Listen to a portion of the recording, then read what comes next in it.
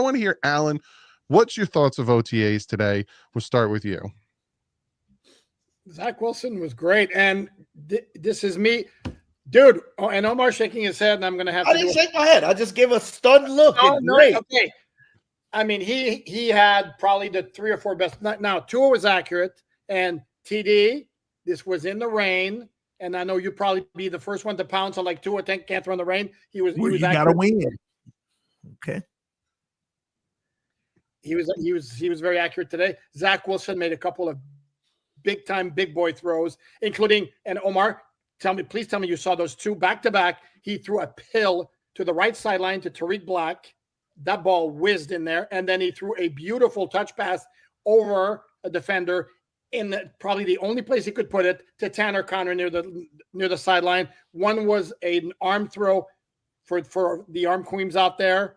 If you know any of those people, let me know. And then the other one was a beautiful touch pass, and he was good the entire practice. As bad as he was, or as bad as he looked last open OTA, that's how good he looked today. I don't disagree with Poupard. I'm not going to use the term great, but if I'm basing my opinion based on practice 1 that we saw, which was practice number 2, I'd be like 2 thumbs down. If I'm basing my opinion based on what we saw today, which was practice number 5, yes, I'm going to give him 1 thumbs up. Oh, and the only reason I don't give him 2 thumbs up is because there wasn't that pressure. They were simulating pressure at the end of the practice period, but they didn't show them pressure looks. So I still don't know about Zach Wilson in terms of diagnosing what he sees. I can tell you it wasn't good last week. It was better this week.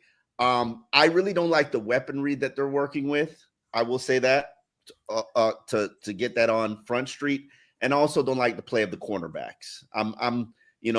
When we watch, and this is no disrespect to Kader Kohou, who has worked very hard and established his career as an NFL starter as a nickel cornerback with the Miami Dolphins, but Kader Kohou looks like Xavier Howard compared to everybody else, and that's.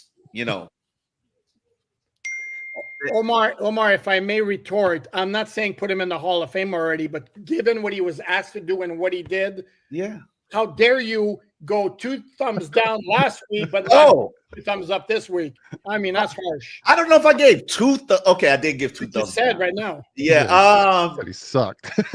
Yeah, yes, he looked really. Wow. And it's funny that, like, in wet balls, because yo,